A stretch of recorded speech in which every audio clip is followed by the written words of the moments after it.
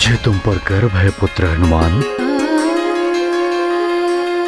केसरी जी, जो पुत्र अपने माता पिता के दायित्व को, उनके वचन को पूर्ण करने के लिए प्राण प्रण से प्रयास करे, उस पुत्र पर तो सारा संसार गर्व करता है। किंतु मुझे वचन पूर्ण करने में बहुत विलंब हो गया माँ। माँ, और अब आप अधिक विलंब मत कीजिए। मैं अभी पूजा का थाल लाता हूँ। आप पूजा आरंभ कीजिए, अपने व्रत को पूर्ण कीजिए।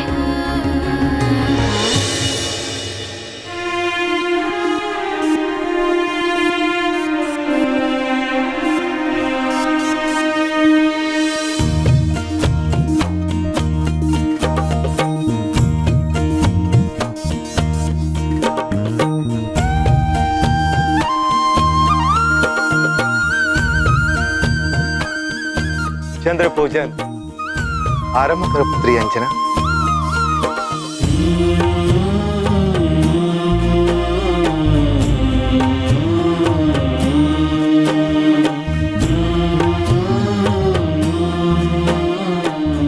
ओम चंद्राय नमः, ओम सोमाय नमः।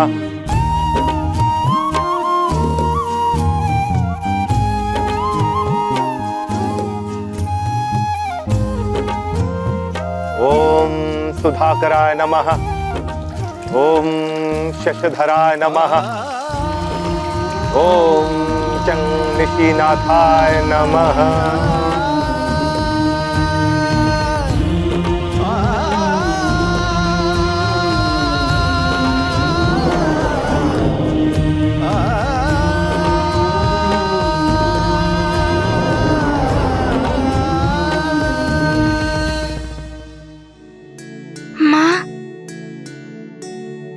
आप अब तो कुछ खा लीजिए।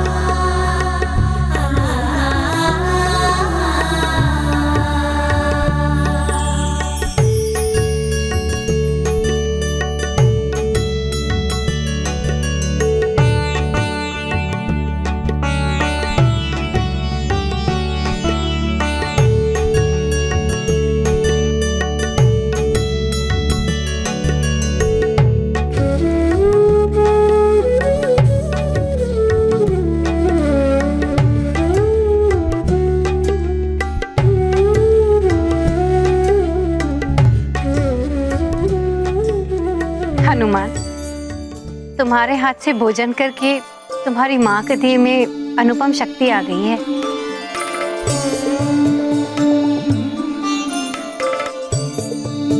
हाँ हनुमान, तुम्हें देखते ही तुम्हारी माँ की चेतना लौट आई थी।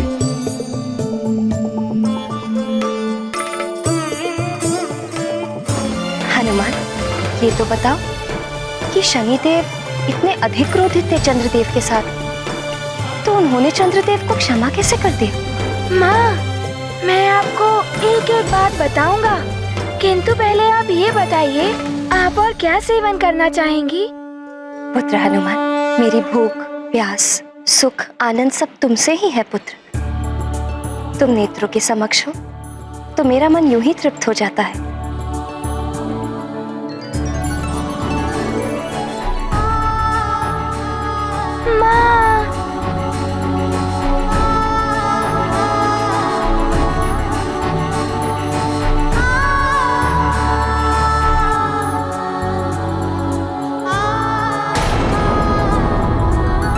माता का सच्चा आनंद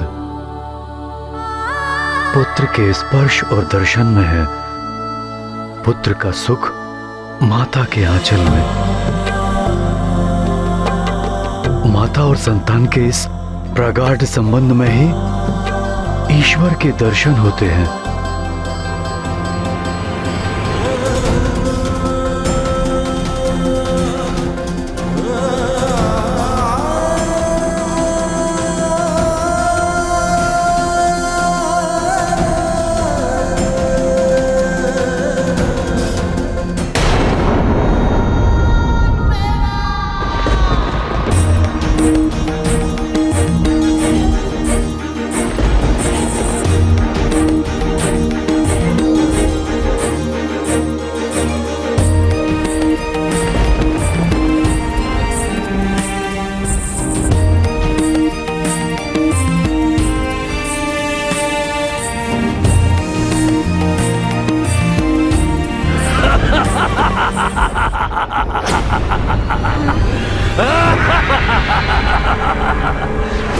समय आ चुका है हनुमान, तुम अब कुछ नहीं कर पाओगे। ये विशालकाय छाया क्या है ये तो कोई आसुरी माया प्रतीत हो रही है। मैं जो हूँ तुम्हें शीघ्र ही ज्ञात हो जाएगा।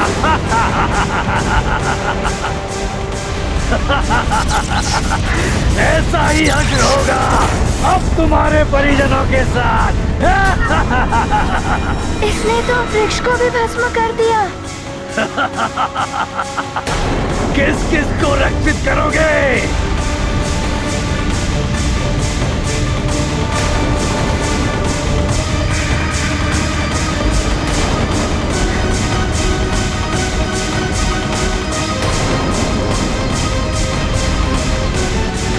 रुक जाओ वहीं। कौन हो तुम? क्यों आए हो यहाँ? ये क्या? ये तो मुख्य द्वार की ओर बढ़ रही है। नहीं, तुम उसे छू भी नहीं पाओगे।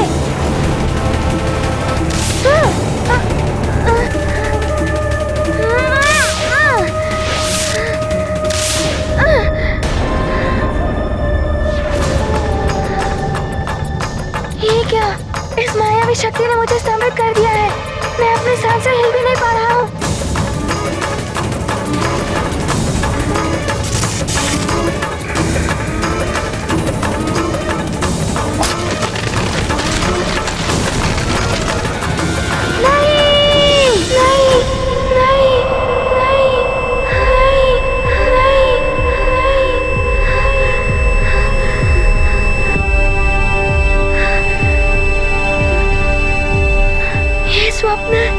ये तो बहुत ही भयानक स्वप्न था। हनुमान, माँ,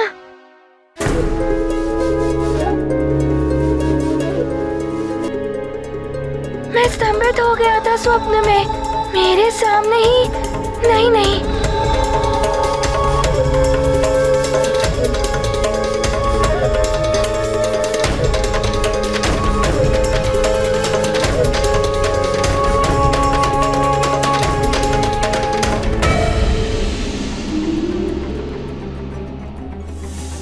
क्या हुआ मेरे लाल?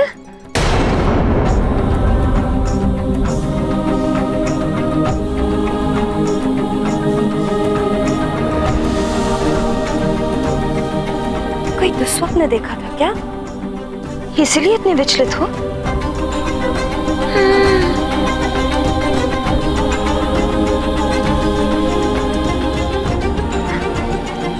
स्वप्न तो मिथ्या है, भ्रम है पुत्र। और फिर जब दृढ़ इच्छा शक्ति हो ना, तो मनुष्य परिस्थितियां ही नहीं अपना भविष्य भी बदल देता है।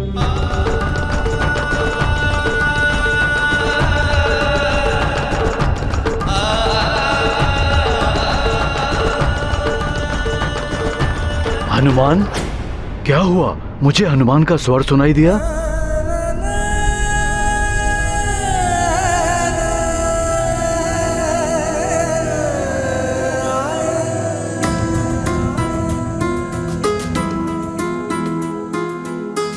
दुस्वप्न देखा था, इसीलिए तनिक विचलित हो उठा है। पुत्र हनुमान, ये महादेव के चरणों में चढ़ाए हुए पुष्प हैं। इन पुष्पों को अपने शीश के निकट रखकर सोओगे तो तुम्हें दुस्वप्न नहीं आएंगे।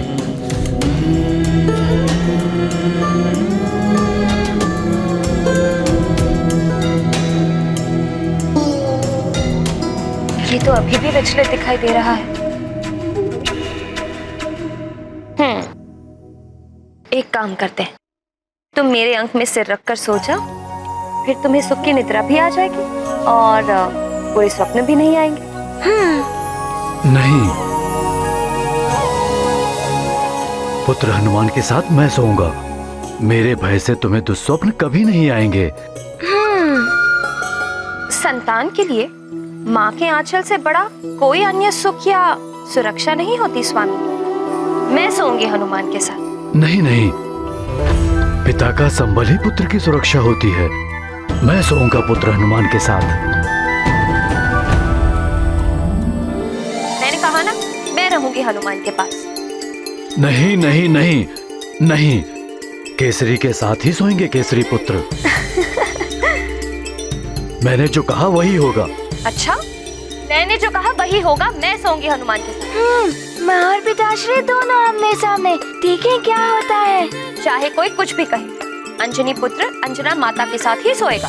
नहीं, हमारे साथ सोएगा हमारा पुत्र। चाहे कोई कुछ भी कहे, मैंने कहा ना, अंजनी पुत्र अंजना माता के साथ ही सोएगा। मैंने जो कह दिया वही होगा बस। मैं जो कह रही हूँ वही होगा। मेरे पास सोएगा हनुमान। मैं कह रहा हूँ ना, मैं सोऊंगा उसके साथ। मेरे मैं पास। सोऊंगा उसके साथ। मेरे पास। मेरे साथ। मेरे साथ। नहीं माँ, नहीं पिताश्री, आज केसरी नंदन और अंजनी पुत्र हनुमान अपनी माँ और पिताश्री दोनों के साथ सोएगा। जिसकी शीश पर अपने माता पिता का वरद हस्त हो, उसे ना तो कोई बुरे स्वप्न और ना ही कोई असुरी माया सता सकती है। माँ, एक और माँ सोएंगी और दूसरी ओर पिताश्री, और उनके मध्य उनका नन्हा सा लाडला सा हनुमान सोएगा।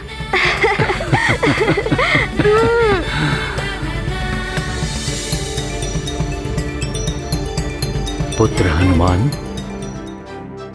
ऐसे दुस्वप्न से विचलित होकर शीघ्रता से कार्य नहीं लेना चाहिए। स्वयं को हानि पहुंचती है। परिस्थिति कितनी भी कठिन हो, मन को शांत रखकर उसका सामना करना चाहिए।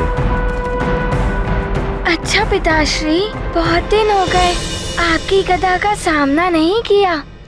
गदा युद्ध अभ्यास। हाँ हाँ पुत्र, अवश्य। कल प्रातः हम गदा अभ्यास करेंगे, किंतु उसके लिए अभी आपको निद्रा लेनी होगी। हाँ हनुमान, सो जाओ। माँ,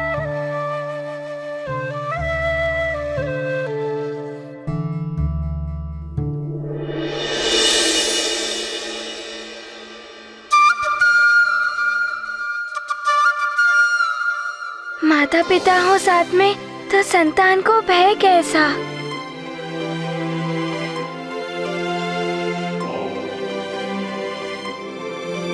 हनुमान, क्या हुआ पुत्र? सो जाओ। जब मेरी माँ मुझे लोरी सुनाएंगी तभी मैं सोऊंगा।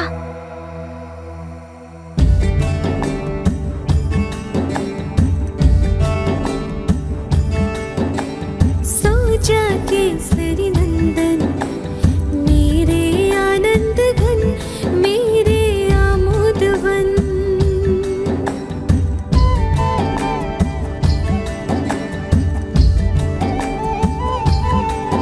ओ करता छन छन यही कहता कंकन, माता करती वंदन, सो जा केसरी नंदन।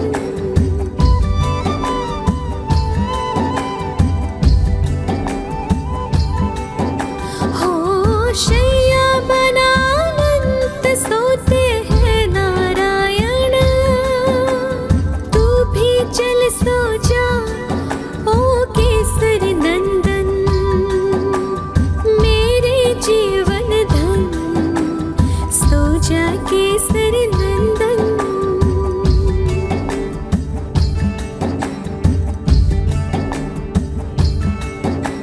सो जा केसरी नंदन, मेरे आनंद घन, मेरे आमोद वन।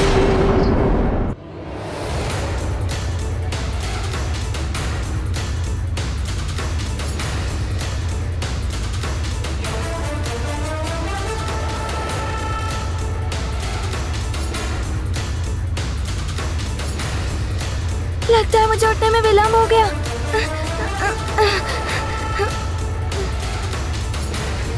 गदा? हाँ, पिताश्री ने कहा था कि प्रातःकाल में हम गदा अभ्यास करेंगे। हाँ।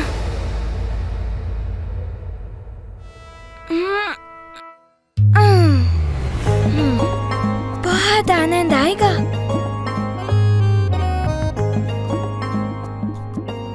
माँ, आप कहाँ जा रहे हो पुत्र?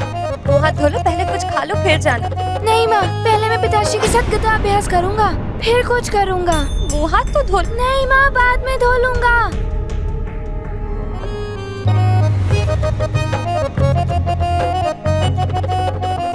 मंत्री जी, किसी स्वप्न दृष्टा को बुला लीजिए। हनुमान ने कल रात को कोई दुस्वप्न देखा था। जी महाराज। पिताश्री!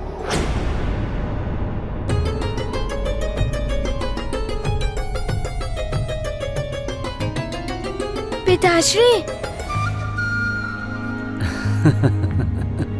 तुम रणांगण में चलो, मैं अभी आता हूँ। जी पिताश्री।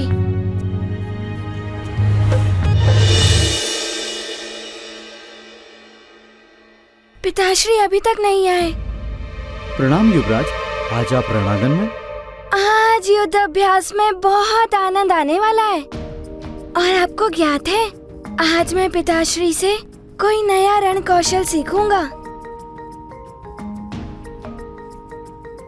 और आप सबको ज्ञात है, मेरे पिताश्री को कितनी सारी रण कौशल की नीतियाँ आती हैं।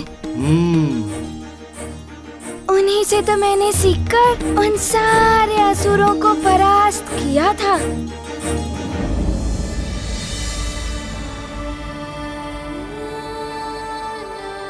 पिताश्री, आप वहाँ खड़े हैं, मैं कब से आपकी प्रतीक्षा कर रहा हूँ। आइए। प्रणाम महाराज। प्रणाम महाराज। कहो पुत्र, किस तरह से अभ्यास करना चाहोगे? पिताश्री, आप अपनी गदा लीजिए।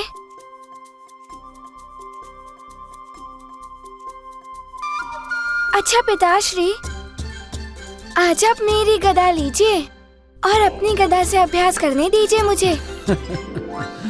हाँ पुत्र, अवश्य, जैसा तुम कहो।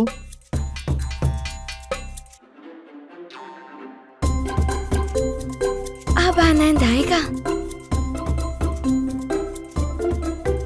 पिताश्री, अब आरंभ करें। मैं तो कब से सजग खड़ा हूँ पुत्र।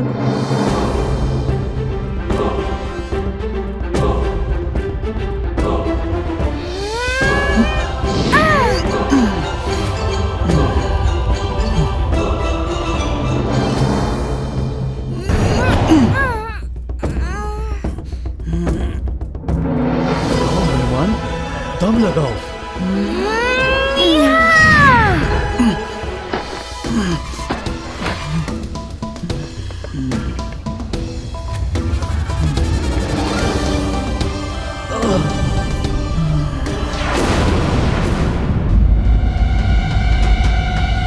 पिताश्री, क्या हुआ पिताश्री?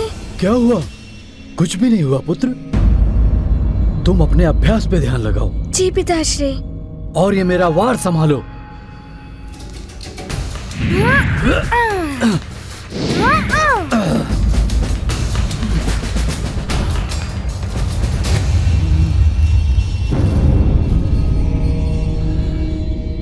ये लीजिए।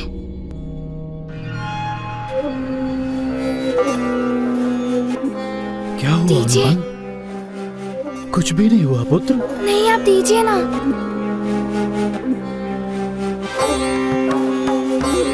पिताश्री, आपके पैरों में कुछ हुआ तो नहीं? कुछ भी नहीं हुआ है पुत्र।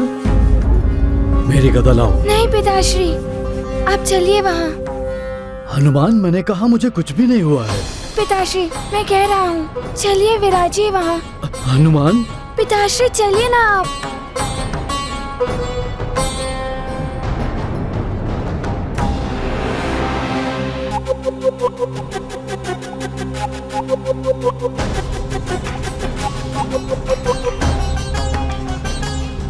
पिताश्री, अपने पैर दिखाइए। हनुमान, कुछ नहीं है, ठीक है नहीं पुत्र। पिताश्री, दिखाइए।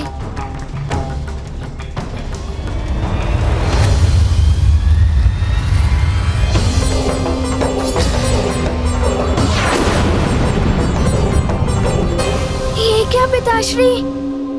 आपके पाँव में इतने सारे छाले पड़ गए। आपको बहुत पीड़ा हो रही होगी ना?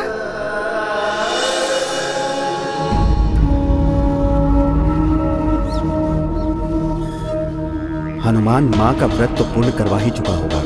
अब तक उसे मेरे समक्ष आ जाना चाहिए था, किंतु वो अब तक नहीं आया। दंड का भागी है हनुमान, नियम है तो यम है। हनुमान, माँ देखिए ना, पिताश्री के पाँव में कितने छाले पड़ गए हैं। बहुत पीड़ा हो रही होगी इन्हें। मुझे ज्ञात है हनुमान, जिस प्रकार तुम मेरे लिए कुछ भी करने के लिए सदैव तत्पर रहते हो, उसी प्रकार तुम्हारे पिताश्री ने मेरे स्नेहवश मेरे प्राण बचाने का प्रयास किया। इसीलिए उनके पांव में छाले पड़ गए। किंतु ऐसा क्या हो गया था? ये मतिंग ऋषि के कहने पर चंद्रजल लाने के लिए चंद्रगिरी पर्वत पर बिना पादुकाओं के गए।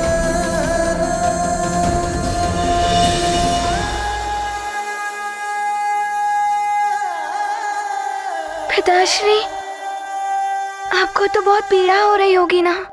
नहीं पुत्र, मनुष्य जिससे प्रेम करता है उसके कष्ट दूर करने में यदि कोई पीड़ा होती है तो वो भी सुखदायी होती है। तुम चिंता मत करो पुत्र, तुम्हारी माँ ने औषधि लेप लगा दिया है। किंतु पिताश्री, आपको तो पीड़ा हो ही रही होगी ना? माँ, आप शीघ्र ही लेप दीजिए। मैं पिताश्री को अपने हाथों से लेप लगाऊंगा।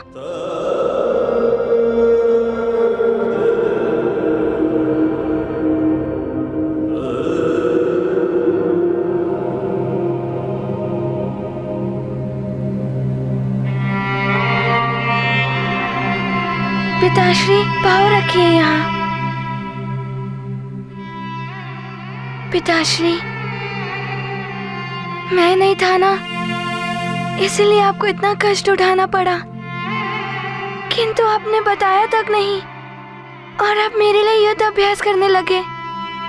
पुत्र हनुमान, माता पिता के लिए संतान के सुख के समक्ष किसी भी पीड़ा का मोल नहीं है। किंतु पिताश्री, आपको कष्ट में देखकर मुझे बहुत दुख हो रहा है। ये लो हनुमान।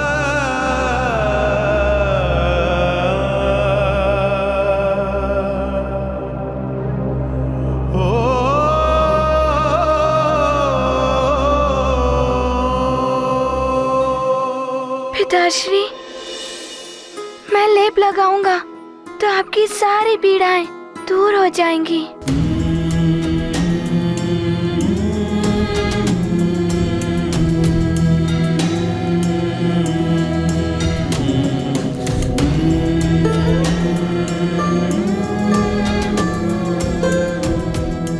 मुझे तो असीम सुख की अनुभूति हो रही है पुत्र।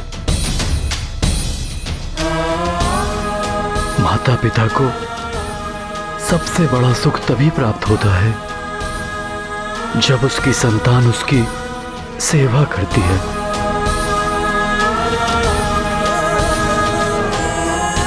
पिताश्री, मुझे भी आपकी सेवा करते हुए असीम आनंद का अनुभव हो रहा है।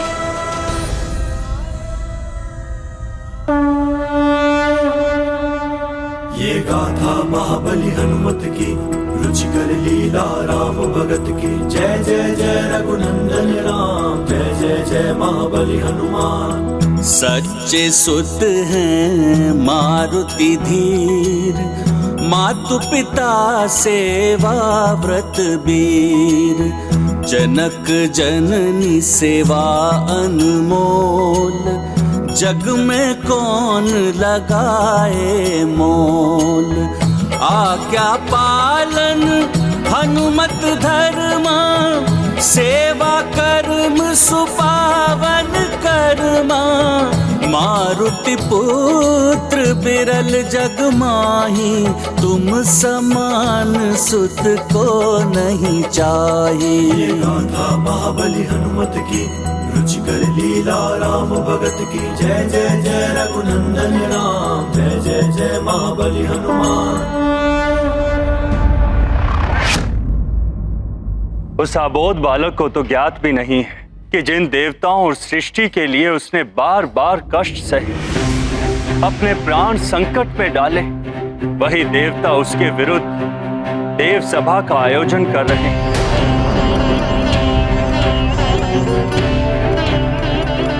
कितने दिनों के पश्चात आज वो नन्हा बालक अपनी मां के आंचल में सोया होगा। देवराज, उसे पुरस्कार देने के स्थान पर हम उसे दंड देने के लिए विचार विमर्श करेंगे।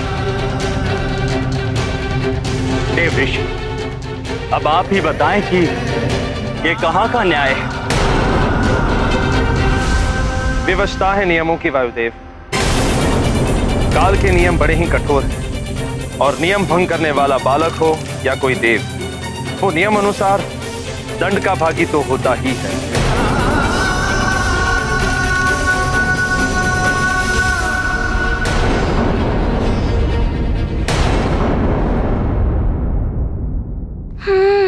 वो स्वप्न, किंतु पिताश्री तो वैसे भी कष्ट में है। उन्हें स्वप्न के विषय में बताऊंगा तो वो और विचलित हो जाएंगे। मैं स्वयं ही स्वप्न के विषय में समझने का प्रयास करता हूँ।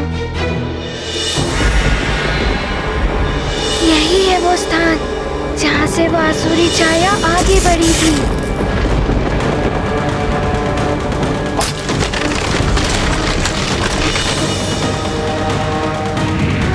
नारायण नारायण। देवर्षि, प्रणाम देवर्षि, आप यहाँ? हनुमान, अभी जो कुछ भी घटित हुआ था उससे कुछ परिस्थितियां निर्मित हो गई हैं तुम्हारे विरुद्ध, जिनका सामना तुम्हें करना होगा पुत्र।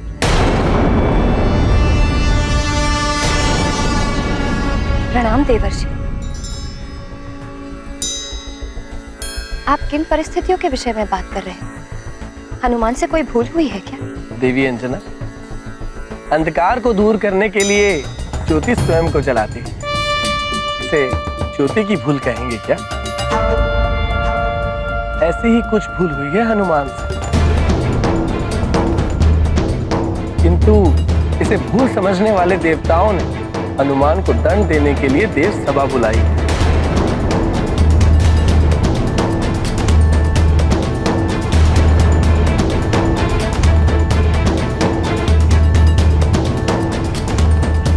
किंतु ऐसी क्या भूल कर दी मैंने देवर्षि?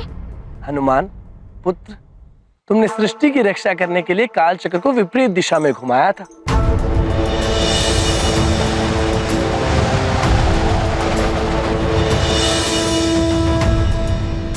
जिससे समय असंतुलित हो गया और ग्रह नक्षत्रों की स्थिति परिवर्तित हो गई। यही भूल थी तुम्हारी।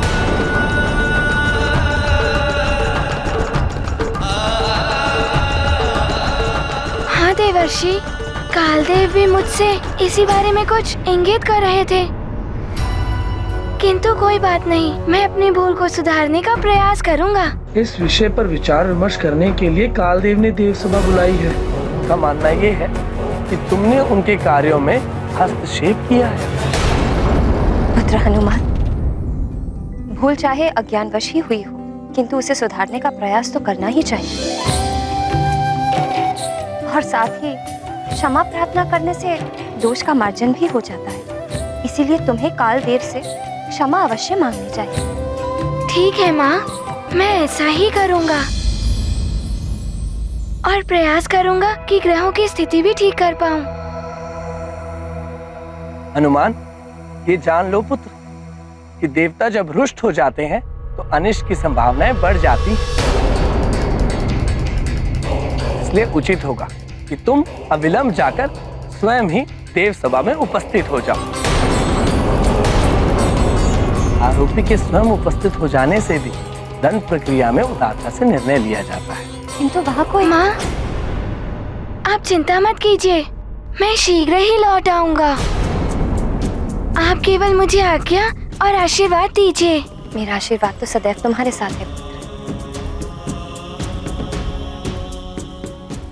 अपना ध्यान रखना पुत्र।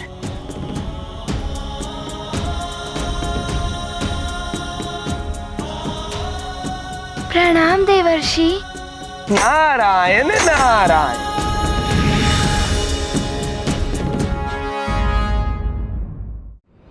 आज्ञा दे माँ।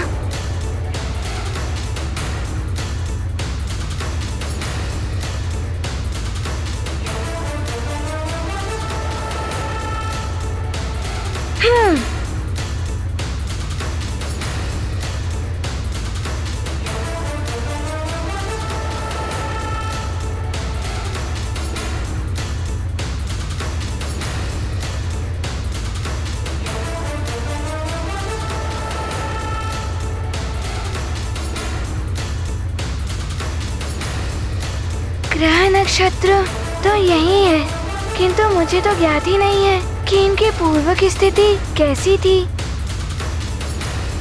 अब मैं कैसे इनकी स्थिति ठीक करूंगा?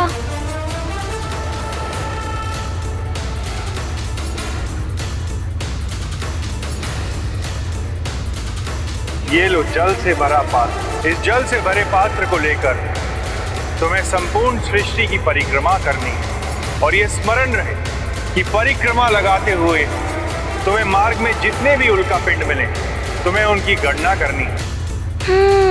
गुरुदेव सूर्यदेव, शिक्षा ग्रहण करते हुए मैंने पूरे ब्रह्मांड का भ्रमण किया था। उस समय को स्मरण करना होगा, तो ही मैं इन सारे ग्रह नक्षत्रों की स्थिति ठीक कर पाऊंगा।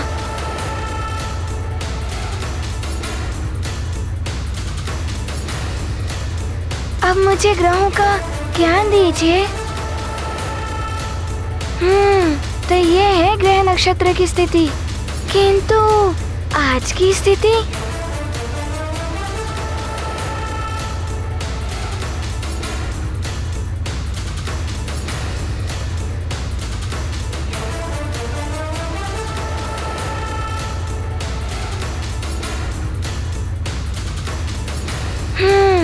अब पूर्व की स्थिति और आज की स्थिति की तुलना करता हूँ।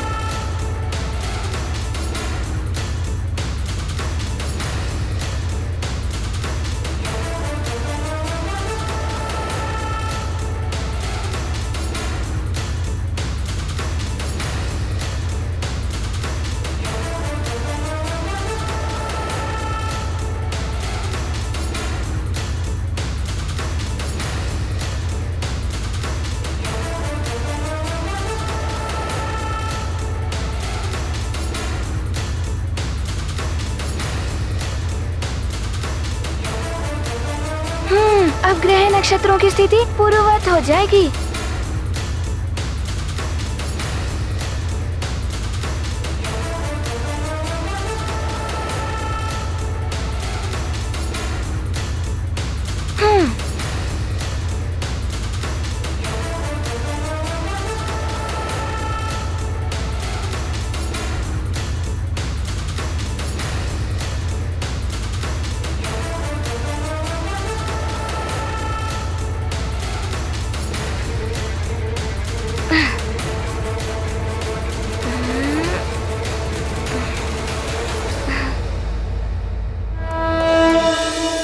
हनुमान, तुमने मेरे बुध ग्रह को पुनः अपनी कक्षा में स्थापित कर दिया है। तुम्हें धन्यवाद।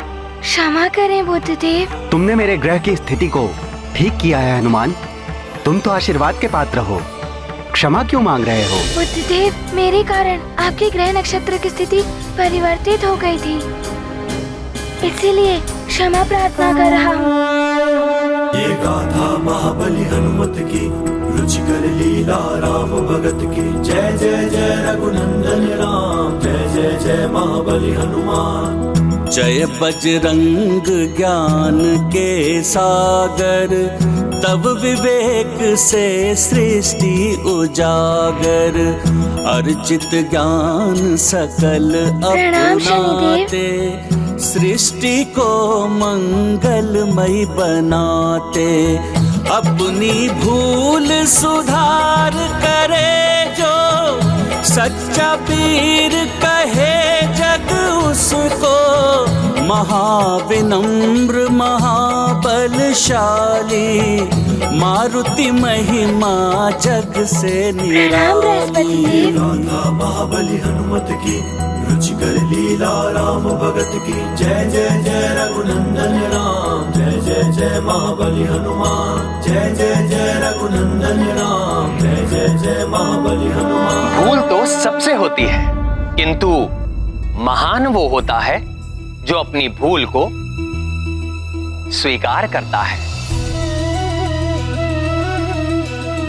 जो अपनी भूल से उपजी हुई विसंगतियों का शमन करने का प्रयास करता है। अपनी भूल के लिए विनम्रता के साथ क्षमा मांगने वाला व्यक्ति दुर्बल नहीं, साहसी होता है, क्योंकि क्षमा मांगने का साहस सब नहीं कर पाते हैं। भूल करने से उत्पन्न हुई विसंगतियां कभी कभी बड़े अनर्थ का कारण बन जाती हैं। अतः यदि कोई भी भूल हो तो शीघ्र ही उसे स्वीकार करके उसका निवारण करना चाहिए।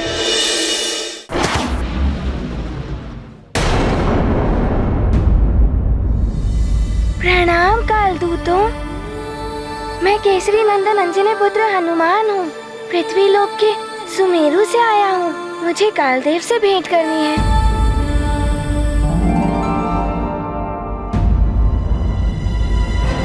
हनुमान, अब तुम यहाँ क्या करने आए हो? पहले तो तुम्हारे पास कालदेव के लिए समय ही नहीं था। मुझे क्षमा करें चित्रगुप्त जी, उस समय मुझे मेरी माँ का वचन एवं व्रत भी पूर्ण करना था, और मैंने कालदेव से ये भी कहा था कि मैं वापस आऊंगा और उनसे क्षमा मांगूंगा।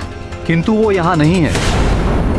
तुम्हें देव सभा में मिलेंगे जो उन्हीं ने आयोजित की है। तुम्हारे विरुद्ध विचार विमर्श करने के लिए सभी देवता वहाँ पहुँच गए होंगे। ये आप क्या कह रहे हैं कालदेव? देवोचित कार्य किया है हनुमान ने, उसके प्रति इतनी कठोरता उचित नहीं है। नियमों का पालन कठोरता से ही करना चाहिए देवराजेंद्र। आपने भी एक समय हनुमान को कठोर नियम से बांध कर रखा था जब उसकी मां स्वर्ग में आ गई थी। अपराध के निर्णय में भावुकता का कोई स्थान नहीं होता। अब तो उसका निर्णय न्याय सभा में ही किया जाएगा। उसने अपराध किया है तो दंड तो उसे भुगतना ही होगा। हनुमान ने नियम तोड़ा है, उसे दंड तो मिलेगा ही।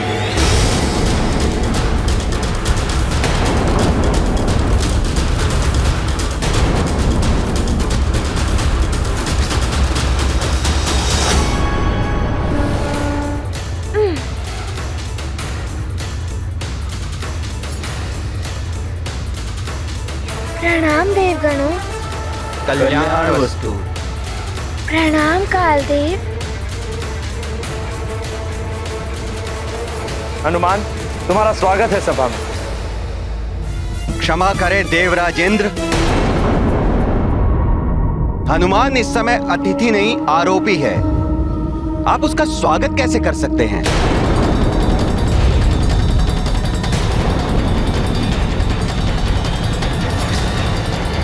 कालदेव,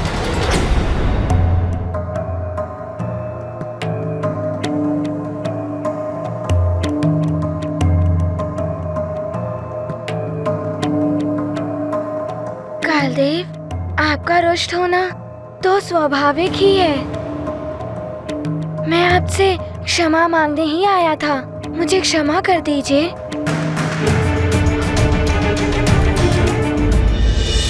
नारायण नारायण। प्रणाम देवर्षि।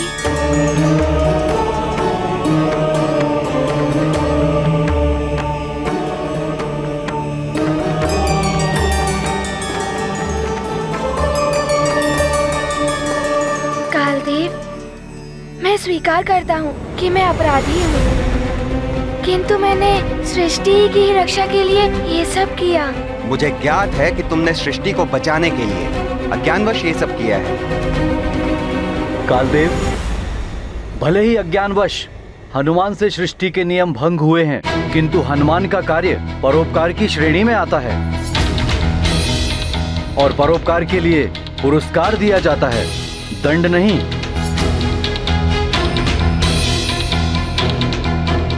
हनुमान ने क्षमा प्रार्थना कर ली है कालदेव। आपको हनुमान को भी क्षमा कर देना चाहिए।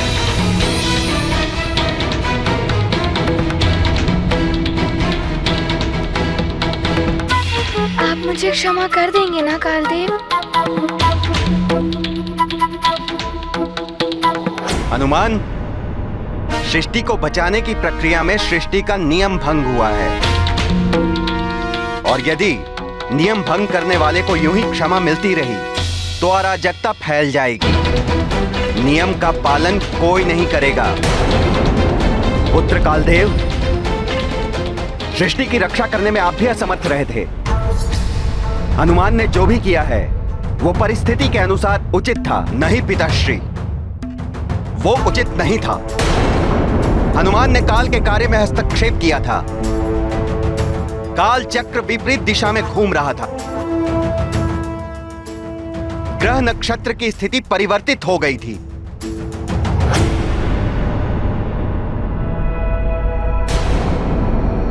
कालदेव, जिन ग्रह नक्षत्रों की स्थिति प्रभावित हुई थी उन्हें मैंने यथावत कर दिया है। उनकी स्थिति को ठीक करके तुम क्षमा के पात्र नहीं हो जाते हो हनुमान।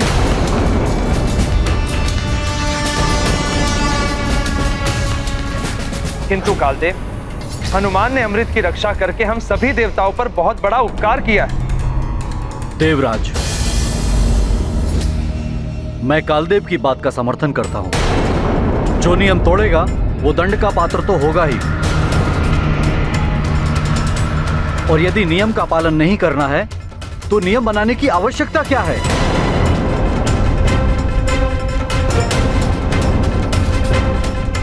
अग्निदेव, कर्म का उद्देश्य एवं परिणाम निर्धारित करते हैं कि कर्म करने वाला दंड का भागी है या पुरस्कार का पात्र। और हनुमान के कर्म का उद्देश्य एवं परिणाम दोनों ही सृष्टि के हित के लिए थे। कारण कुछ भी हो, बात है नियम भंग करने के लिए दंड देने की। मात्र ग्रहों की स्थिति बदलने के लिए आप हनुमान को दंड का भागी बना रहे हैं। यदि समस्त ग्रह काल चक्र में समा जाते तो क्या होता? इसीलिए उचित ये रहेगा कालदेव कि आप हनुमान को क्षमा कर दें। आप गृह अध्यक्ष होकर ऐसा कैसे कह सकते हैं? राजा हो या अध्यक्ष, अगर वो नियम का पालन कठोरता से नहीं करा सकता है तो उसे अध्यक्ष बने रहने का कोई अधिकार नहीं। अग्निदेव, कर्तव्यों और अधिकारों के बारे में आप मुझे ना ही समझाएं तो उचित होगा। ये क्या हो रहा है? इनमें तो आपस में ही विवाद बढ़ने लगा। अग्निदेव, कालदेव, यदि अमृत असुरों के हाथ आ जाता तो हम सब देवता असुरों के द्वारा बंदी बन जाते। हनुमान ने तो अमृत की रक्षा की है और आप उसको पुरस्कार देने के स्थान पर उसे दंडित करने की बात कर रहे हैं। हनुमान के अच्छे कार्य के लिए तो मैंने उन्हें आशीर्वाद दिया है पिताश्री चंद्रदेव, किंतु नियम भंग का दोष तो नहीं हट जाता उनके कार्य से। पुत्र बुद्ध, सत्कर्म से अर्जित किए हुए पुण्य पापों को क्षय कर देते हैं, तो अच्छे कर्म दोष का निवारण क्यों नहीं कर सकते? चंद्रदेव सत्य कह रहे हैं।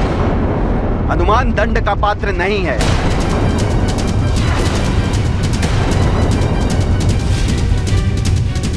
नियम तोड़ने का दंड हनुमान को मिलना ही चाहिए।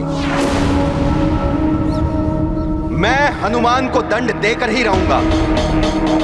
नियम है तो यम है।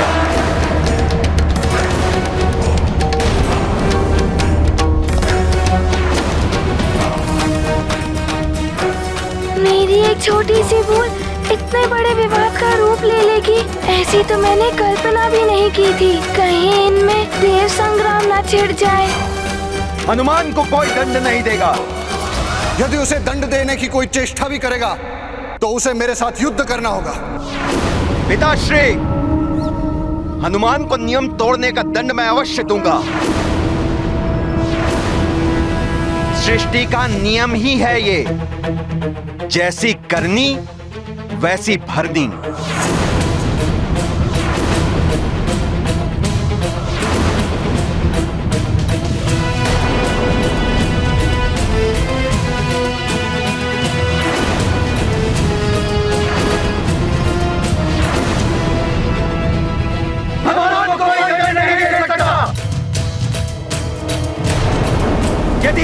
मुझे अपने पुत्रों के विरुद्ध शस्त्र भी उठाने पड़े तो मैं पीछे नहीं हटूंगा। हाँ, हम पीछे नहीं हटेंगे।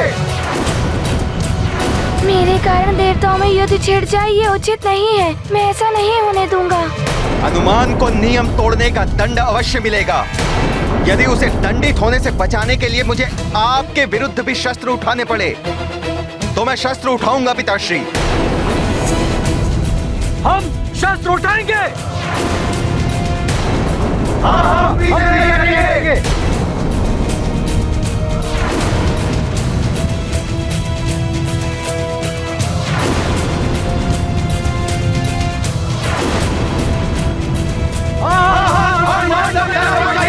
रुक जाइए आप सब, रुक जाइए।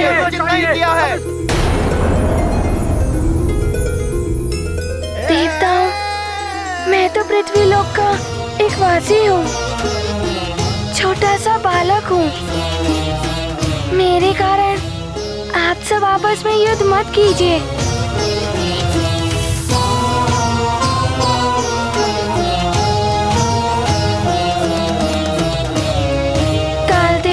मैंने अपने पुत्र धर्म का पालन किया है। मुझे मात्र मेरी माँ का वचन पूर्ण करना था। तो तुम अपनी माँ का वचन निभाने के लिए हम देवताओं के भी नियम तोड़ दोगे? क्या तुम्हारी माँ हम देवताओं से भी बड़ी हो गई है क्या? हाँ कालदेव, एक पुत्र के लिए उसकी माँ का आंचल उसका संसार होता है। उससे बड़ा कोई नहीं होता कालदेव।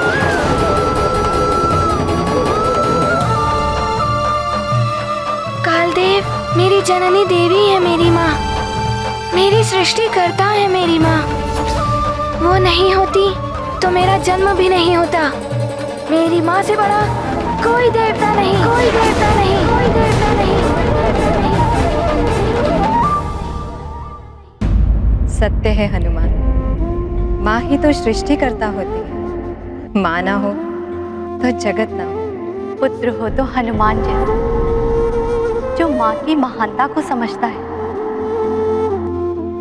अपनी माता के चरणों की सेवा करने वाला पुत्र मोक्ष का अधिकारी होता है हनुमान। मातृभक्ति का अनुपम उदाहरण हो तुम। माँ विधाता की सबसे सुंदर रचना है। माँ संतान को जन्म देने वाली, सृष्टि के सृजन की सबसे बड़ी सूत्रधार है माँ। उसका आंचल संतान के लिए स्वर्ग से भी अधिक सुखदायी होता है, जिसमें पलकर ही संतान संसार को देखने और समझने योग्य बनती है। यदि मां ना हो तो संतान ना हो, ये संसार ना हो। जिस प्रकार गजानन गणेश ने गौरी शंकर को सर्वोच्च स्थान दिया था, उसी प्रकार हनुमान ने भी मां को सर्वोच्च स्थान दिया है। माता पिता की सेवा ईश्वर की सेवा है। जो ऐसा करता है उसे किसी भी तीर्थ या दान पुण्य की आवश्यकता नहीं होती, वो मोक्ष का अधिकारी हो जाता है। कालदेव, मेरी माँ ने मुझे सीख दी थी कि माता पिता से बड़ा संसार होता है। इसीलिए मैं संसार की रक्षा करने हेतु जो कुछ भी कर पाया वो मैंने किया। और उसी मध्य मुझसे कोई भूल हुई हो तो मुझे दंड स्वीकार है।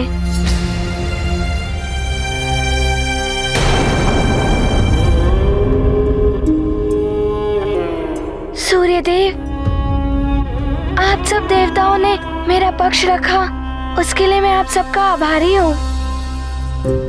किंतु मैं जानता हूँ यदि मेरी माँ को ज्ञात हो गया कि उनके पुत्र के कारण समस्त देवताओं में युद्ध छिड़ गया है तो उन्हें बहुत दुख होगा,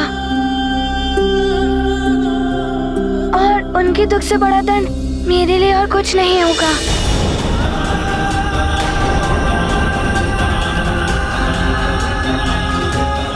कालदेव, यही उचित होगा कि आप मुझे दंड दे दें और इस विवाद को यहीं समाप्त कर दें। मैं दंड के लिए प्रस्तुत हूँ।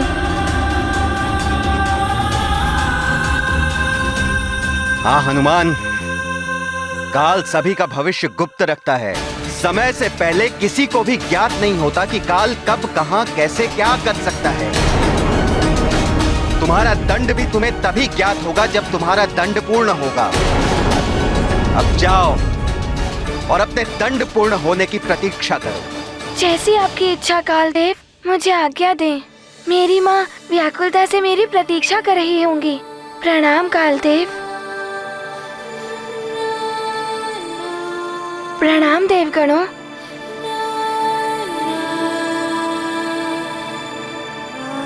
प्रणाम देवराज।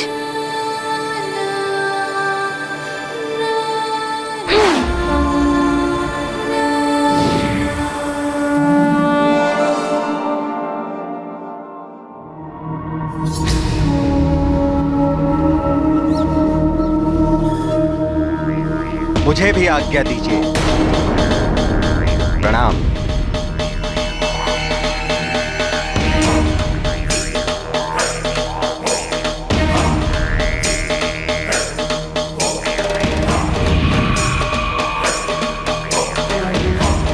देवाधिदेव, हनुमान के प्रति कालदेव की ये कठोरता उचित नहीं है। देवेश्वरी, धूप जहां पातिक के लिए असहाय होती है, वहीं संसार के लिए जीवनदायिनी शक्ति होती है। वृक्ष की छाया पथिक को सुखद प्रतीत होती है, वही छाया वृक्ष के नीचे उगने वाले पौधों के विकास के लिए बाधक होती है। अतः उचित अनुचित का दृष्टिकोण सबका भिन्न भिन्न होता है।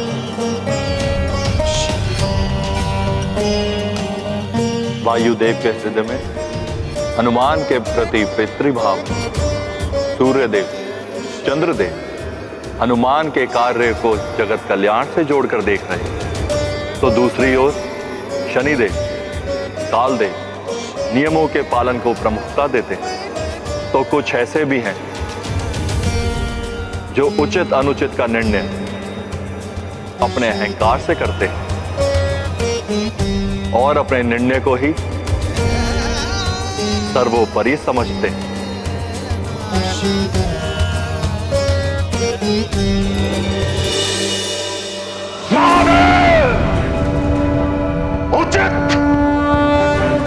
उचित नहीं हुआ है जो हुआ है।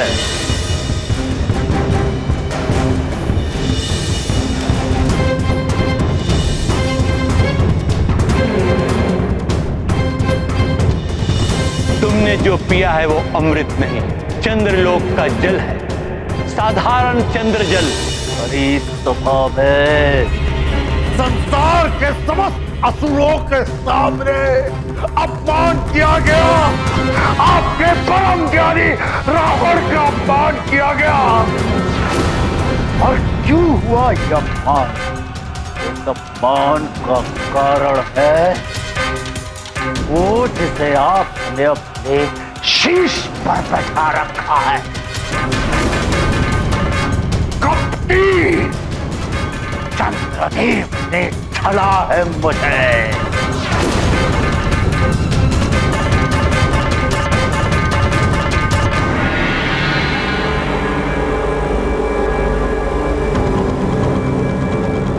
उतार कर फेंक दीजिए उस कपटी चंद्र को अपने शीश से, चंद्रशेखर महादेव, अन्यथा मैं उतार कर फेंक दूंगा अपने शीश को और डाल दूंगा आपके चरणों में। मेरे अपमान के वक्त मौन बैठे हुए थे ना आप, तो अब मैं भी मौन हो जाऊंगा सदा के लिए। मुझे अमृत चाहिए महादेव। हाँ, मैं अपना शीश आपके चरणों में डाल दूंगा। महादेव, स्वीकार करिए मेरा शीश।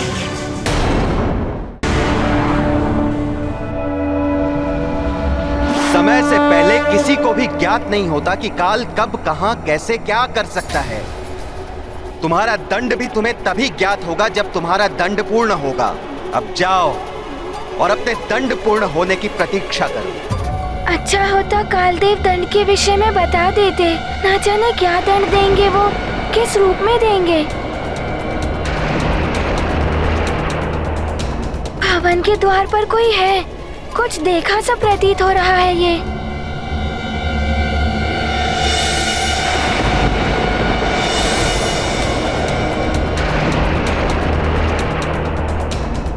ये तो स्वप्न वाला दृश्य है।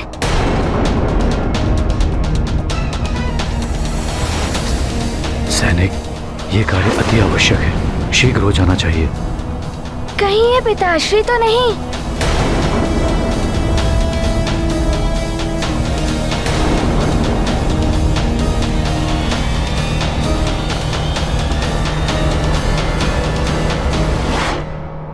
पिताश्री?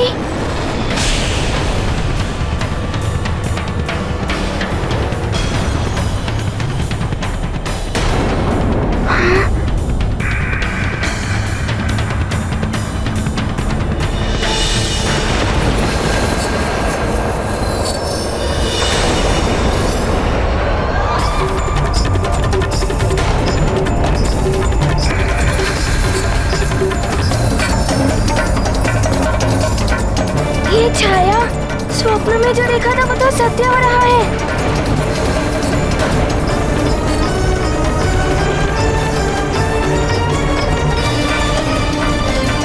स्वप्न में ध्वज महल के ऊपर से गिरा था।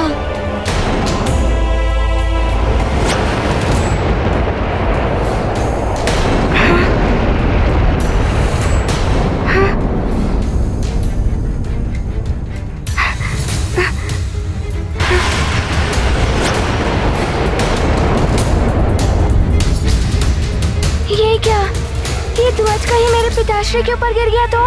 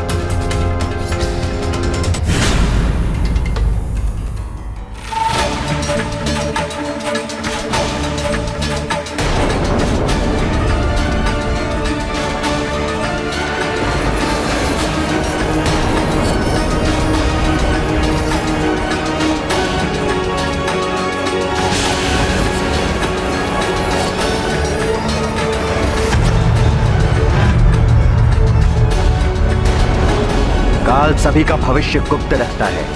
समय से पहले किसी को भी ज्ञात नहीं होता कि काल कब कहां कैसे क्या कर सकता है। तुम्हारा दंड भी तुम्हें तभी ज्ञात होगा जब तुम्हारा दंड पूर्ण होगा। अब जाओ और अपने दंड पूर्ण होने की प्रतीक्षा करो। कहीं ये कालदेव का दंड तो नहीं है, किंतु दंड मुझे मिलना चाहिए। पिताश्री पर संकट क्यों आया, और वो भी ठीक स्वप्न की भांति? ये क्या पहेली है? क्या करूं? किससे पूछूं स्वप्न के विषय में? नहीं नहीं, मैं किसी को कुछ नहीं बताऊंगा स्वप्न के विषय में, नहीं तो सब बहुत चिंतित हो जाएंगे।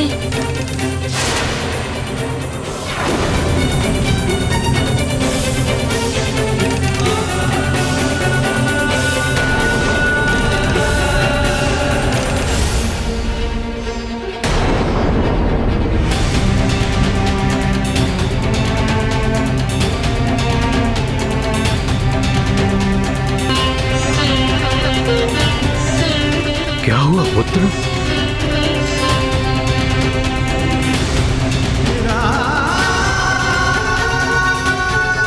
हनुमान,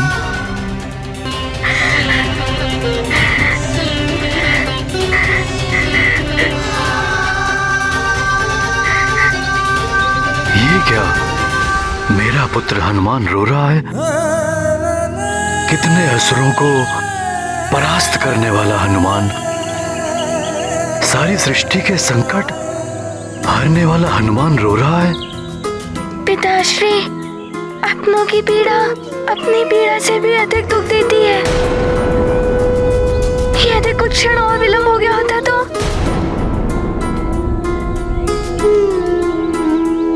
पुत्र,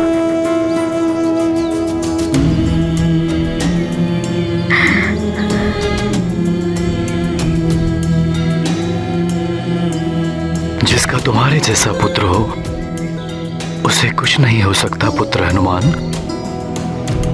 देखो, सकुशल हूं मैं, अब कैसी चिंता।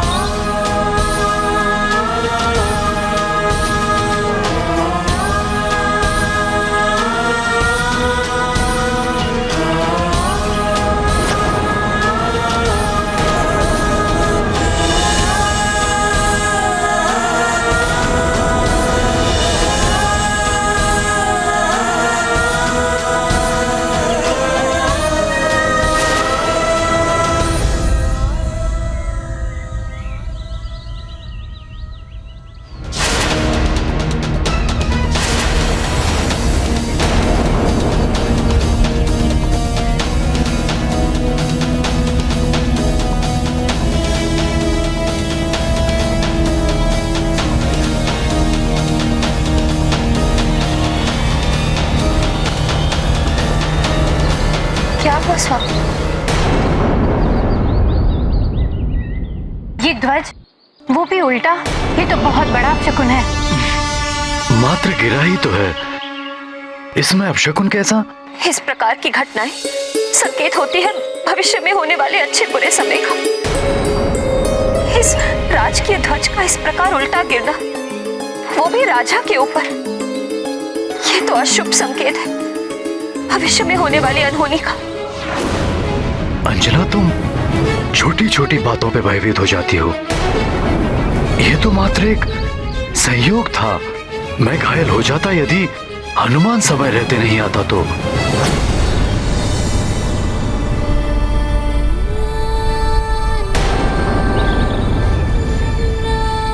आओ हनुमान, पिता पुत्र मिलकर निकालते हैं इस ध्वज को।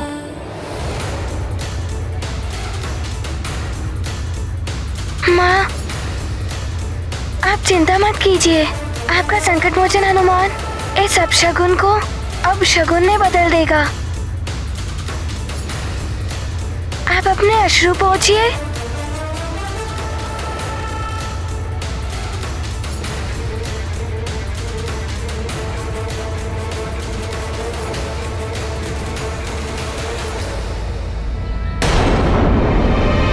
चलो हनुमान।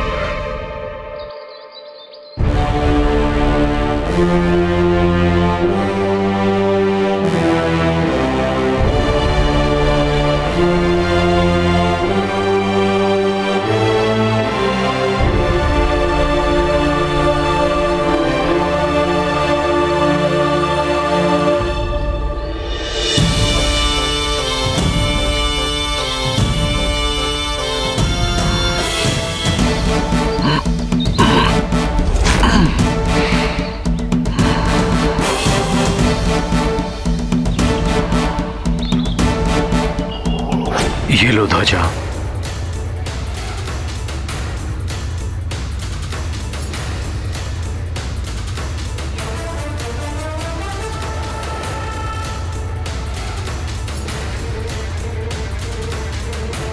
और इसे इसके यथावत स्थान पे लगा दो। जी पिताश्री। महाबली हनुमत की रुचिकर लीला राम भगत की। जय जय जय रघुनंदन राम, जय जय जय महाबली हनुमान। जिसके ध्वज वाहक हनुमान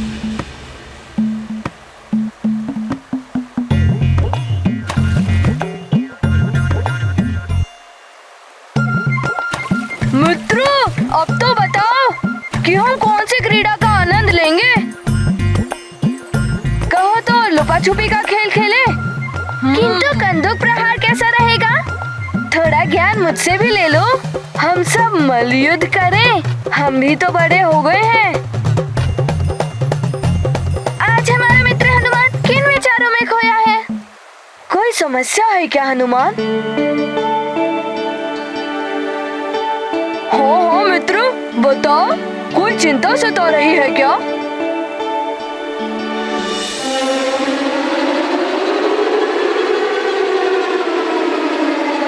हनुमान, थोड़ा ज्ञान मुझसे भी ले लो। मित्र बड़े ही काम आते हैं। जो बात तुम किसी अन्य से नहीं कह सकते, वो अपने मित्रों से तो कह ही सकते हो। बोलो हनुमान।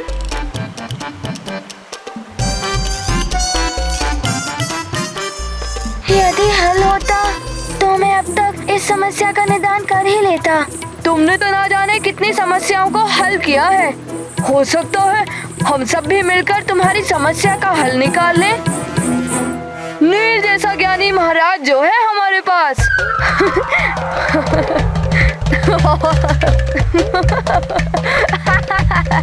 बताओ वत्स, क्या समस्या है तुम्हारी? हर समस्या का निदान है नील बाबा के पास।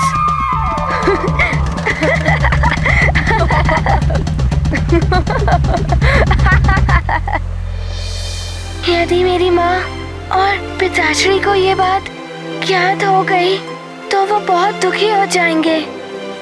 मैं उन्हें और दुखी नहीं करना चाहता। चिंता मत करो वत्स, तुम्हारी समस्या मेरे और मेरे इन शिष्यों के अतिरिक्त कहीं और नहीं जाएगी। तुम निश्चिंत होकर अपनी बात बोलो पुत्र।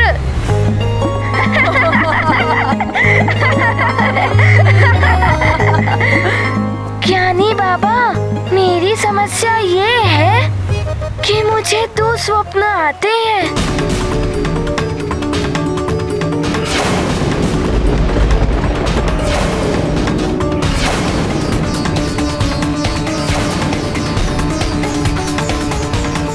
समस्या तो बड़ी गंभीर है वत्स, मुझे चिंतन करना होगा। तो आइए ज्ञानी बाबा विराजिए।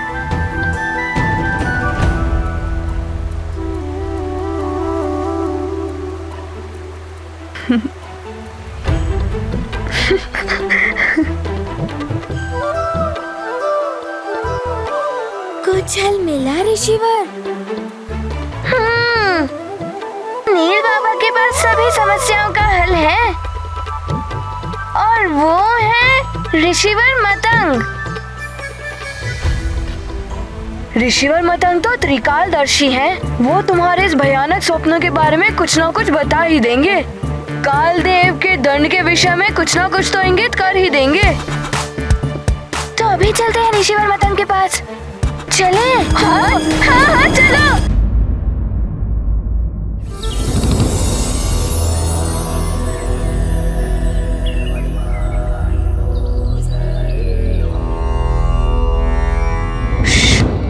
शांत, किंतु ऋषिवर मतंग ध्यान मग्न है। उनका ध्यान भंग नहीं होना चाहिए। कालदेव ना जाने क्या दंड देंगे। मेरे स्वप्न का क्या अर्थ है? कहीं मेरे परिजनों पर तो कोई संकट नहीं है? मेरी दुविधा दूर कर दे ऋषिवर तो उचित है।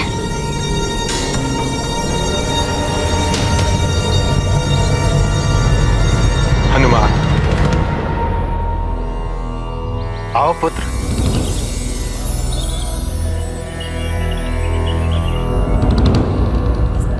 प्रणाम ऋषिवर। प्रणाम ऋषिवर। कल्याण हो पुत्र। ऋषिवर, वो हम कालदेव क्या दंड देंगे? दो स्वप्न का क्या प्रभाव होगा, यही सोचकर चिंतित होना हनुमान।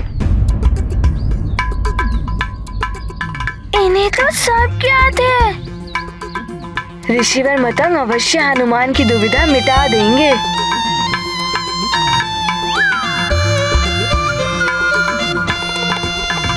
तुम्हारी चिंता अकारण नहीं है पुत्र हनुमान। स्वप्न कभी कभी भविष्य का दर्पण होता है। तुम्हारा स्वप्न भविष्य में आने वाले संकट का संकेत है पुत्र।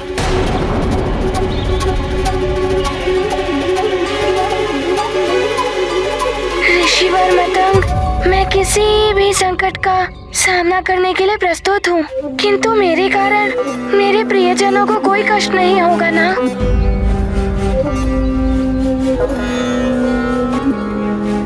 ऋषिवर मतंग, आपका मोह मेरी और चिंता बढ़ा रहा है। बताइए ना, क्या छुपा हुआ है भविष्य के गर्भ में?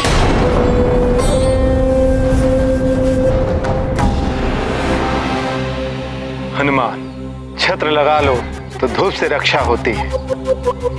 जल भंडारण करके चलो तो मरुथल भी पार कर सकते हो। तो समय रहते ही उपाय कर लोगे तो संकट से मुक्ति मिल सकती है, अन्यथा काल का दंड तुम्हारे लिए बहुत बड़े दुख का कारण बन सकता है।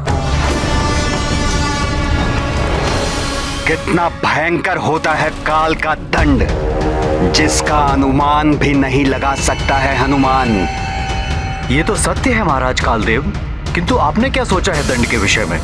चित्रगुप्त जी, आप भविष्य संहिता में देखकर बताइए कि हनुमान के परिवार में किसकी मृत्यु निकट भविष्य में होने वाली है।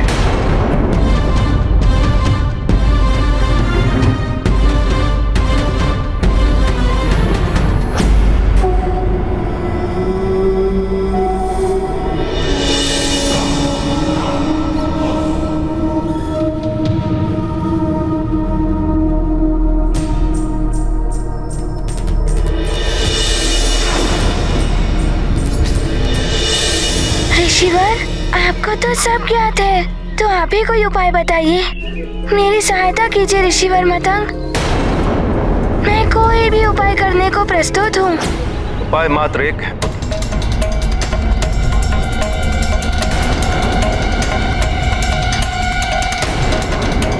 मृत्युंजय महादेव की शरण।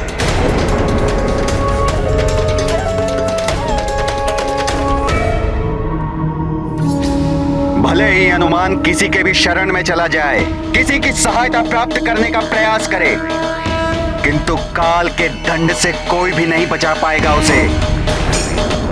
नियम है तो यम है, अड़िग है यम का नियम। बताइए चित्रगुप्त जी, किसके जीवन का अंत निकट है हनुमान के परिवार में? ये देखिए, सुमेरु के राज परिवार में किसी भी सदस्य की आयु निकट भविष्य में पूर्ण नहीं हो रही है। प्रभु, अभी किसी की मृत्यु का योग नहीं है हनुमान के परिवार में। नहीं,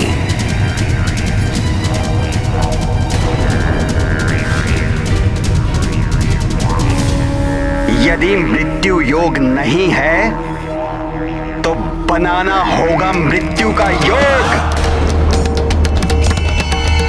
ये क्या कह रहे हैं महाराज कालदेव? कहीं आप अकाल मृत्यु की? अकाल मृत्यु, समस्त जीव धारा काल के हाथ की कठपुतलियां हैं। जैसे काल चलेगा वैसे ही उन्हें चलना होता है। किसी की आयु भले ही पूर्ण ना हुई हो, अकाल मृत्यु के द्वारा किसी की भी जीवन लीला समाप्त करने का अधिकार है कालदेव के पास। मृत्युंजय महादेव। हाँ हनुमान, मृत्युंजय महादेव मृत्यु जैसे महासंकट से मुक्ति दिला देते, वही तुम्हें भी संकट से उबार सकते हैं पुत्र। किंतु मेरे परिवार पर से किस पर संकट आने वाला है ऋषिवर?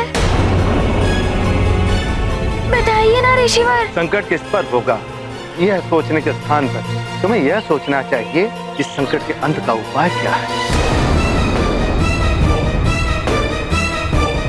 हनुमान, इस जम्बू द्वीप में स्थित भारतवर्ष की भूमि पर अनेक ऐसे देवस्थान हैं जो तीर्थों के रूप में स्थित हैं, जिनके पूर्ण प्रताप से बड़ी बड़ी आदि व्याधियां ही नहीं, आसन्न मृत्यु भी टल जाती है।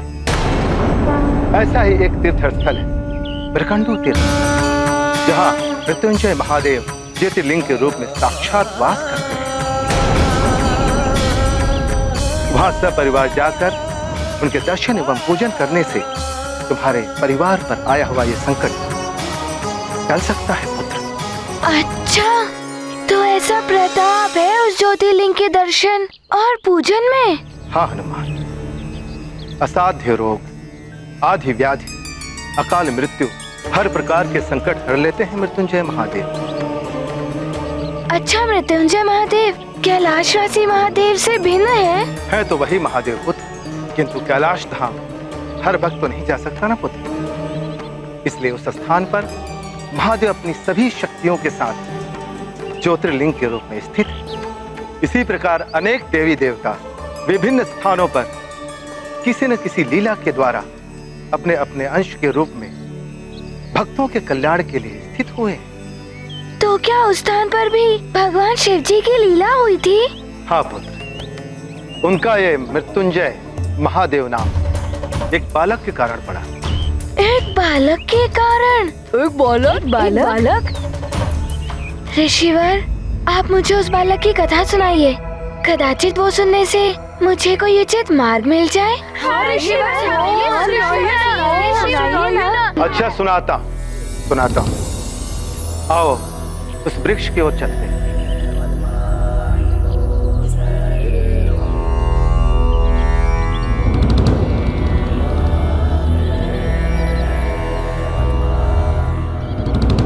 बालक, आदिकाल में एक बहुत बड़े तेजस्वी ऋषि थे, मृकंदु।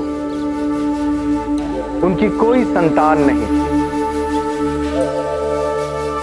एक समय की बात है, जब वे अपनी कुटिया के प्रांगण में ध्यान लगाए हुए बैठे थे तो उनकी पत्नी मरुदमती पौधों को जल दे रही। जहां ऋषि पत्नी पौधों को पानी दे रही थी, वहीं कुछ बालक क्रीड़ा कर रहे थे, जिन्हें देखकर ऋषि पत्नी को अपनी संतानहीनता का दुख होने लगा। अरे यहाँ दो।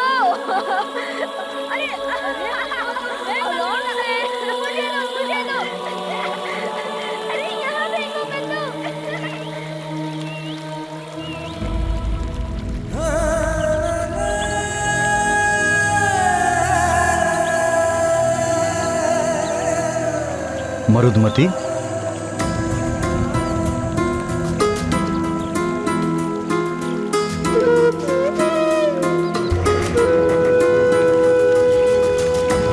मरुदमती, क्या हुआ प्रिय?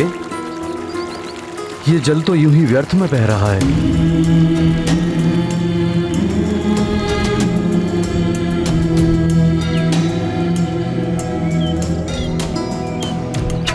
तुम्हारी पीड़ा मैं समझ सकता हूं मरुदमती।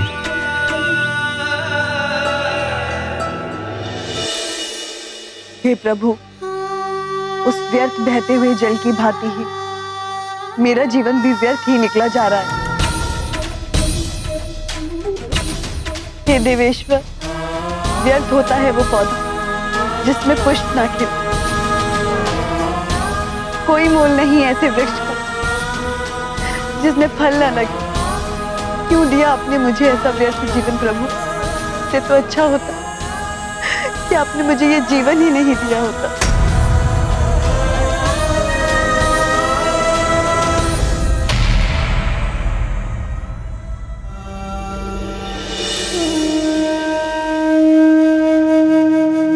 मरुदमती, उठो प्रिय।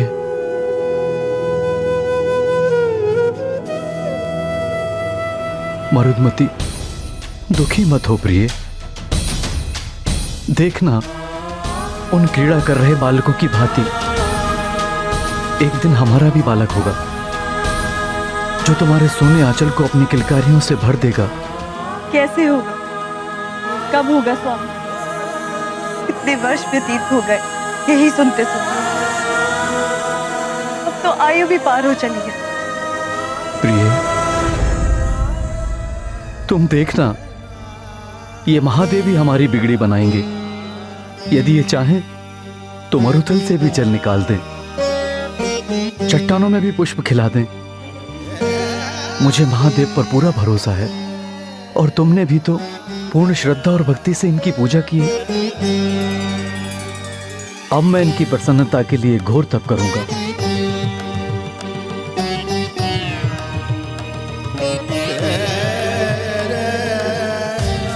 ये भोलेनाथ अवश्य ही अपने प्रसाद से तुम्हारा आंचल भर देंगे।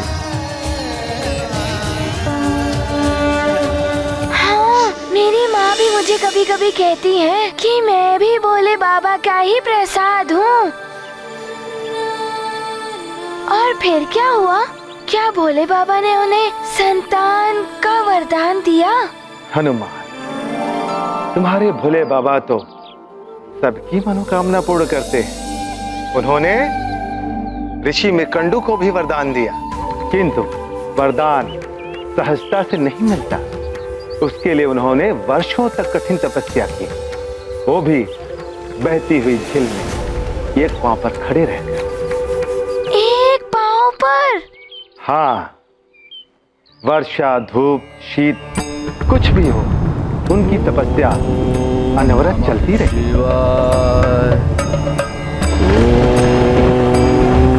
नमः शिवाय, ओम नमः शिवाय, ओम नमः शिवाय। दिन निकले, मास व्यतीत हुए, ऋतुएं परिवर्तित हुई, वर्षों की घोर तपस्या के पश्चात अंततः वो दिन भी आ गया जब उनकी तपस्या अपने चरमोत्कर्ष पर पहुंच गई।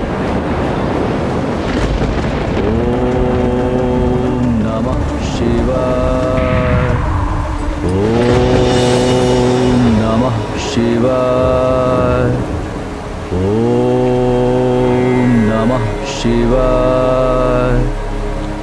नेत्र खोलिए ऋषिवर मृकंडू।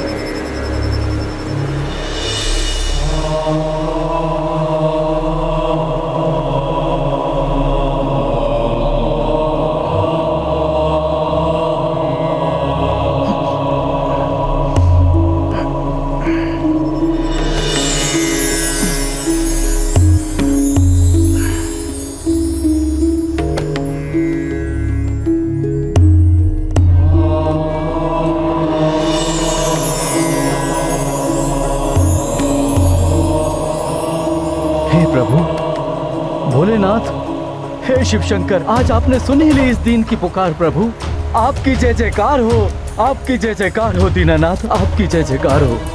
ऋषिवर मृकंडू, आपकी तपस्या सफल हुई। कहिए, क्या अभिलाषा है? हे देवेश्वर, आप तो अंतर्यामी हैं प्रभु, आप तो सबके हृदय में वास करते हैं, आपसे कुछ भी नहीं छिपा है प्रभु। किंतु इच्छित वर तो आपको प्रकट करना ही होगा ऋषिवर। हे प्रभु, ना तो मुझे धन संपदा की इच्छा है और ना ही राजपाट की अभिलाषा, मात्र एक संतान का वरदान दे दीजिए प्रभु। ऋषिवर मृकंडू, आप संसार का कोई भी अन्य सुख मांग लीजिए, आपको प्राप्त हो जाएगा, किंतु आपके भाग्य में संतान का सुख नहीं है।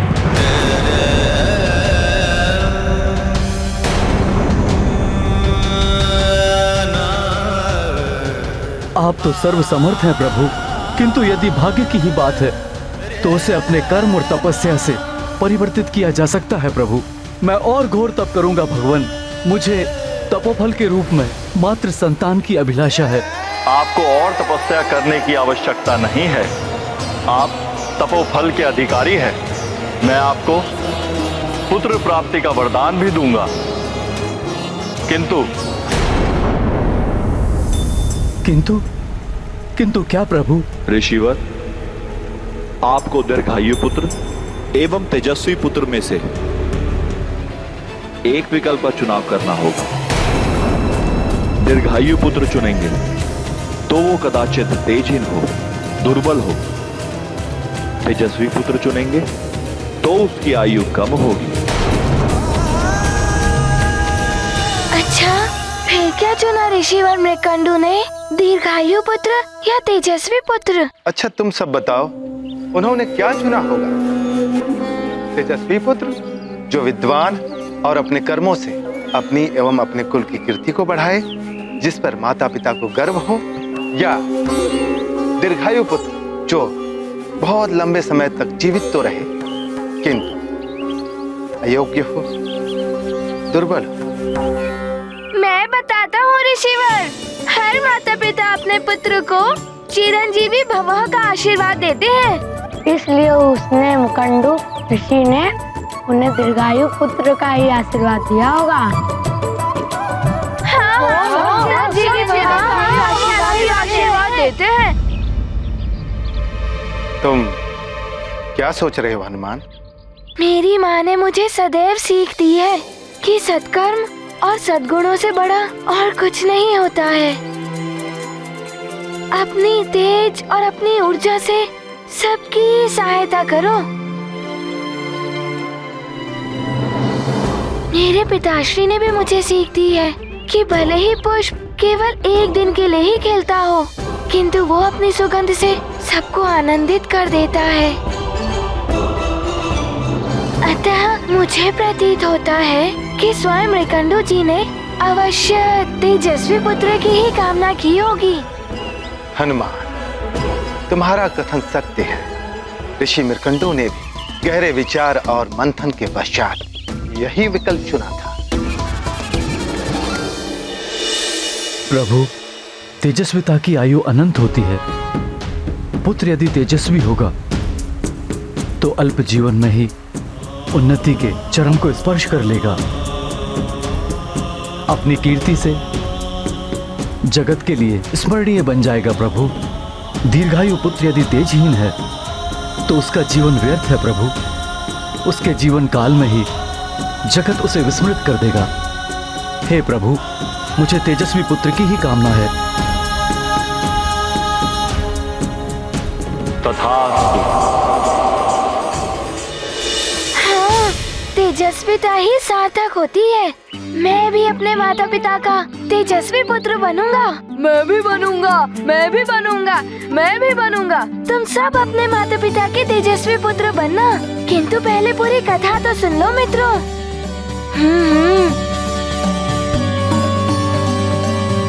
फिर क्या हुआ ऋषिवर?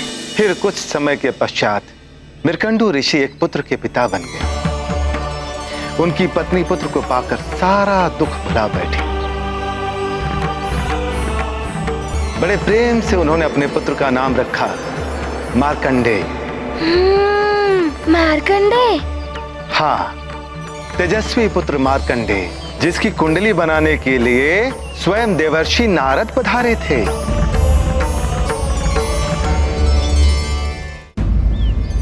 बालक मार्कंडेय, तुम बहुत भाग्यवान हो। स्वयं देवर्षि तुम्हारी कुंडली बना रहे हैं।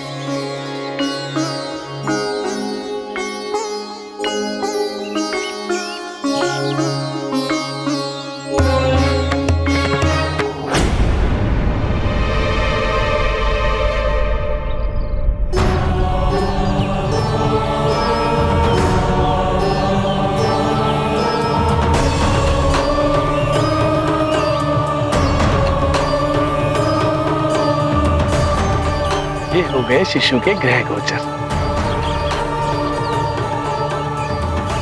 नारायण नारायण।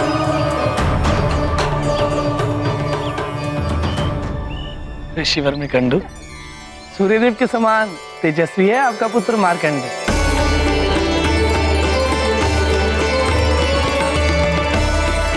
कार्तिक मुनियों की भांति ही विद्वान होगा ही। हाँ देवर्षि, इसका चौड़ा ललाट, इसकी उभरी हुई ये नासिका इसके तेजस्वी होने का प्रमाण है। ईश्वर इसे दीर्घायु प्रदान करे।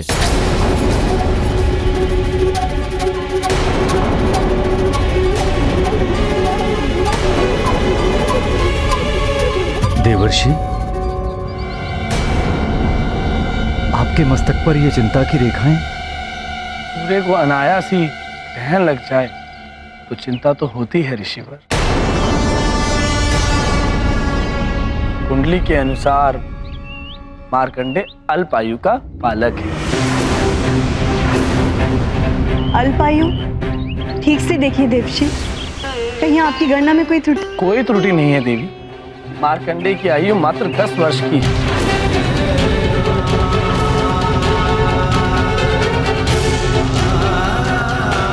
नहीं, महादेव ने स्वयं मुझे माता का सुख प्रदान किया है।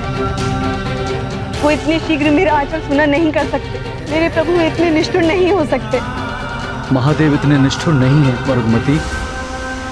हमारे भाग्य में तो संतान का सुख था ही नहीं। वो तो ईश्वर की कृपा है जो हमें ये आशीर्वाद प्रदान हुआ। किंतु क्या स्वामी? महादेव ने मुझसे कहा था दीर्घायु अथवा तेजस्वी पुत्र में से मुझे किसी एक को चुनना होगा, और मैंने तेजस्वी पुत्र को चुना।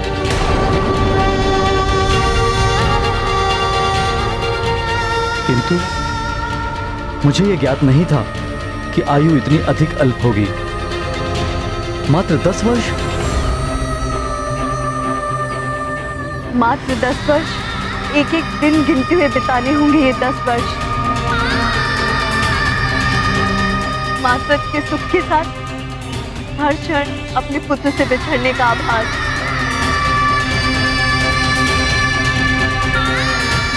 ये वरदान है या अभिशाप?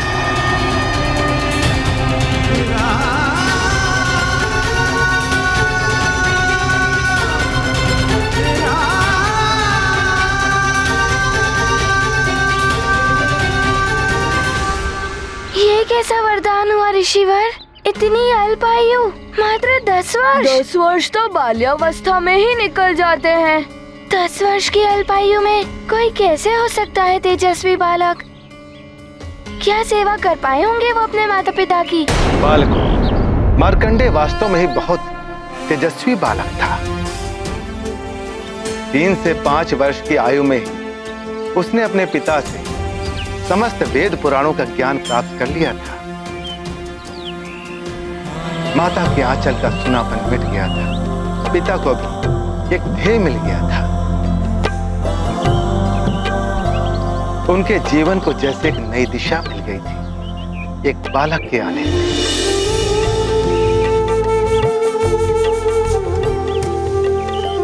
एक और मार्कंडेय का ज्ञान दिन प्रतिदिन बढ़ता जा रहा था, तो वहीं दूसरी ओर उनकी माता मरुदमती की ममता भी पुत्र के लिए बढ़ती जा रही थी।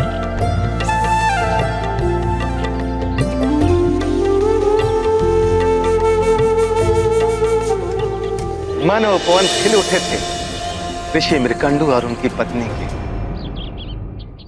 5 वर्ष का मार्कंडेय अपने माता पिता की सेवा में लगा हुआ था। दौड़कर पुष्प लेकर आता पूजा के लिए, यज्ञ की वेदी सजाता, मां से पहले ही भागकर जल लेकर आता। अपनी माता पिता की सेवा में उसे बहुत आनंद आ रहा था।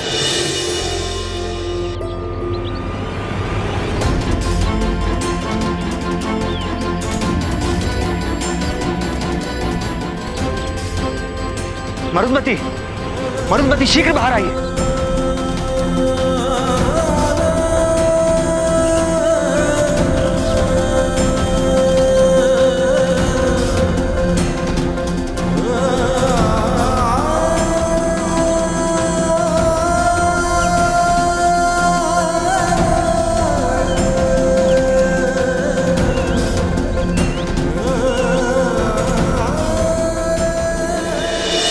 सत्य है ऋषिवर, अपने माता पिता की सेवा करने में तो मुझे भी बहुत आनंद आता है। हाँ ऋषिवर, फिर क्या किया उन्होंने? किंतु अब मार्कंडेय जी के पास तो केवल 5 वर्ष बचे थे ऋषिवर, फिर क्या हुआ? राम भक्त महाबली हनुमान को जानना हो तो चैनल को सब्सक्राइब करें और बेल आइकॉन दबाना न भूलें।